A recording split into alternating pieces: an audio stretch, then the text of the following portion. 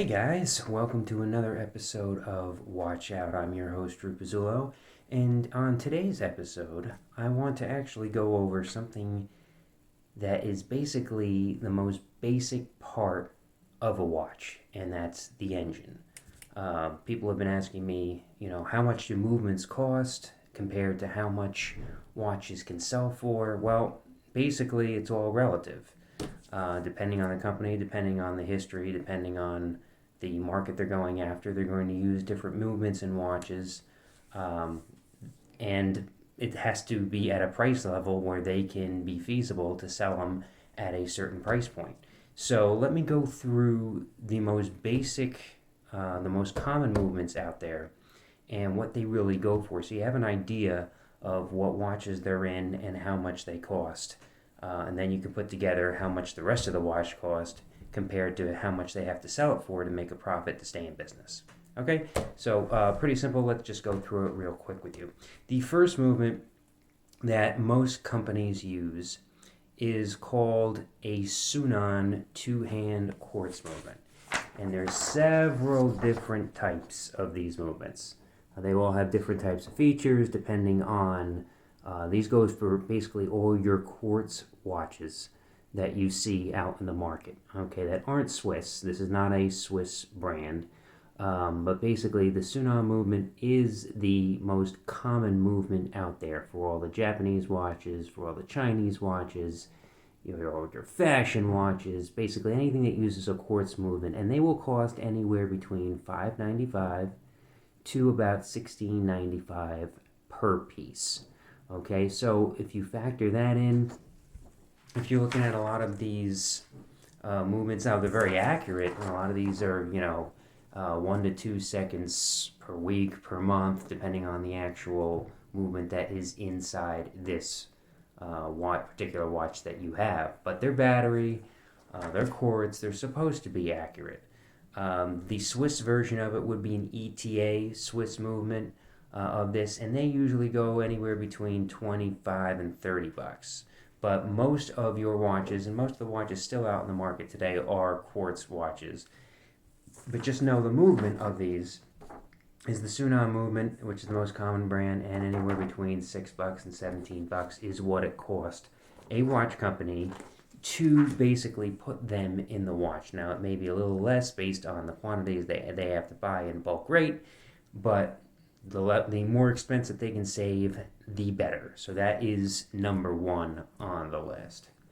Number two, if you want to talk about any type of automatic movements, one of these that you'll pretty much see, and this is a version of the DL8281, but it is a typical it's a typical Chinese automatic movement.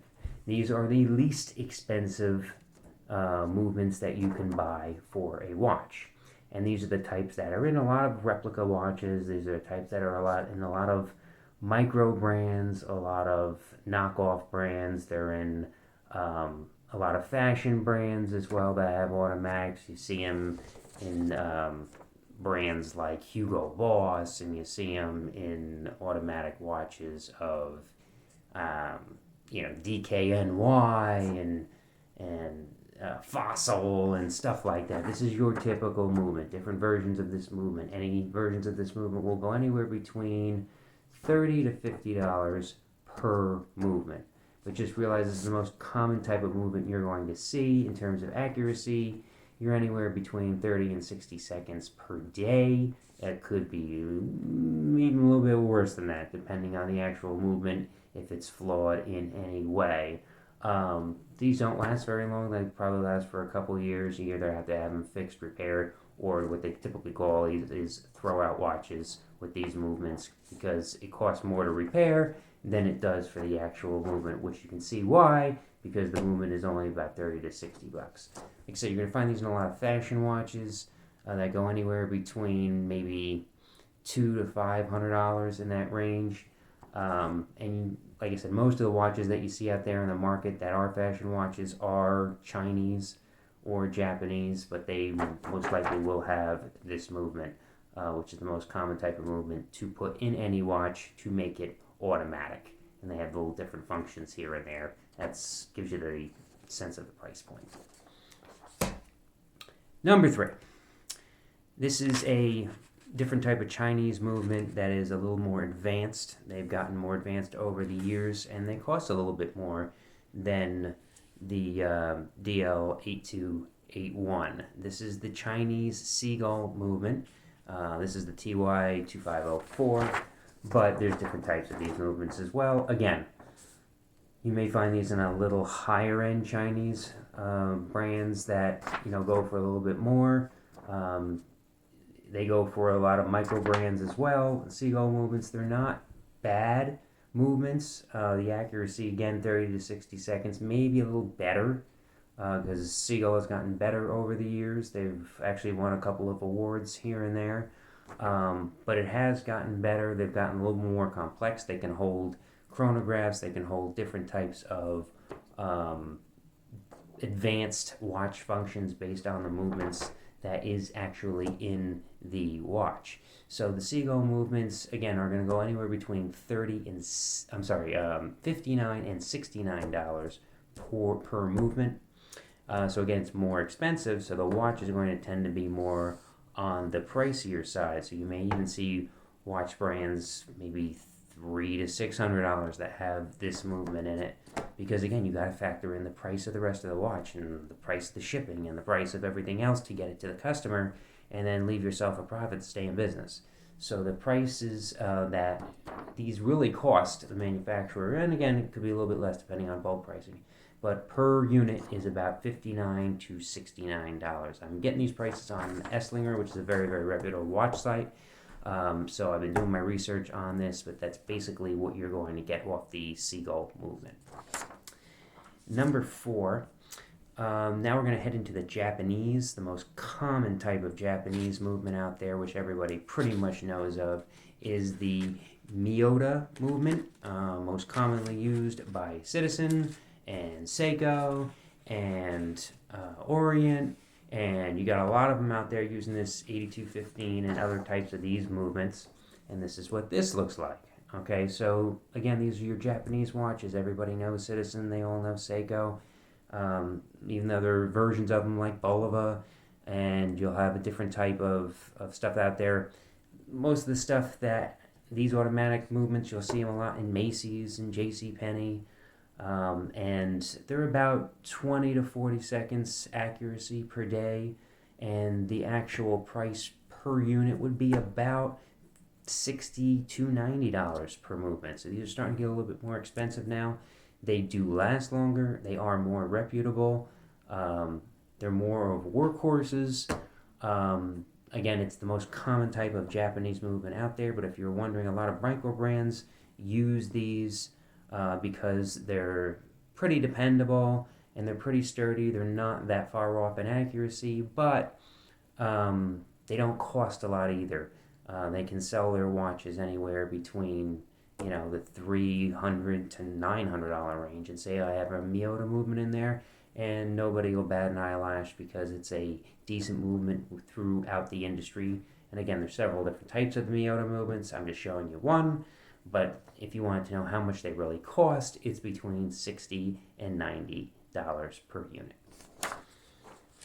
Going into the Swiss field now, the most affordable type of Swiss movement that you're going to find in the industry in terms of putting it into a watch for a watch company right now is the Ronda 150 movement, which is the newest movement from Ronda that came out several years back. And it's been used in a lot of micro brands and a couple of brands like Invicta as well. They use these inside their watches. But as you can see, the price points keep getting more expensive. Okay, you got about $125 to $150. Again, could be cheaper in bulk. But in terms of per unit, you're looking at $125 to $150 just for this movement. You're not counting the rest of the watch before it goes to the consumer.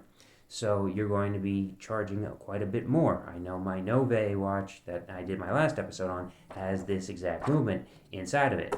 And it's got about a 12 to 20 second accuracy per day in it. Very dependable movements. Ronda was around the 1960s a lot. They recently made a comeback. So this is the most affordable in the industry for the Swiss movements that are out there. But in terms of entry level of the Swiss movement, or an automatic movement that's a relatively good movement, you're going to find the Ronda is your best bet. Moving along, the most common type of Swiss automatic watch out there, movement in the industry for automatics, is you're either going to see Celita or ETA, or ETA as anybody would like to call it. And these are just two examples of them. This is you're either going to run on Celita or ETA unless these watch companies, the Swiss watch brands, make their own movements. They will either run on these two, which is the most common, or the last one, which I'm going to show you in 1 minute.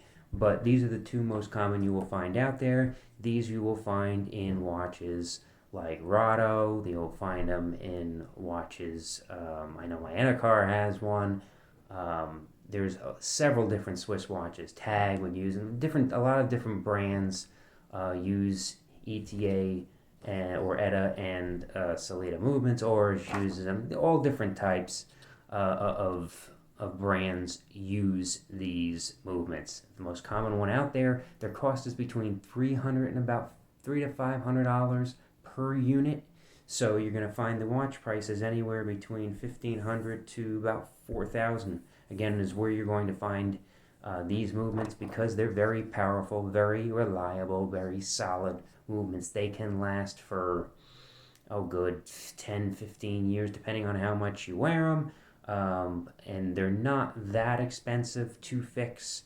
That's why, again, they're very durable. They do a lot with different watch functions for chronographs, for triple dates. For a lot of companies use this, either one or two, either the Celita or the ETA movements, and the accuracy form is between +4 and -6 per day. So a lot of them are chronometer standards. This is why another reason why a lot of the Swiss companies use them, because they can put chronometer on their watches based on the actual version of the movement that they're using, and it does up the price once again for these types of engines. Finally, if it's not going to be a ETA or Celita type movement that's going to be in your Swiss watch, again, if the company doesn't make their own, you're going to most likely, again, wind up with the Valjoux. The most common type of Valjoux is the 7750, which is the most complicated type of movement. As you can see, all the different types of how intricate these movements get. Every movement that I showed you is more and more intricate, and the price point keeps getting higher and higher as well. The Valjoux is based on the different types of 7750s, 7751s out there, go anywhere between $400 and $1,000 per movement. Again, you're going to find these in higher end watches that go anywhere between $3,000 to $10,000. Again, because the movement is already $1,000. You're going to have chronometer standards. You're going to have the +4 to -6 seconds for these Valjoux movements, but they are usually done in the more complicated watches. A lot of triple date moon phases use them. So you have a lot of different things going on at the same time, because this movement can handle those specific tasks. So thank you everybody for joining me today on the costs of the movements, the typical movements, the most common movements that are out there on the watch market today.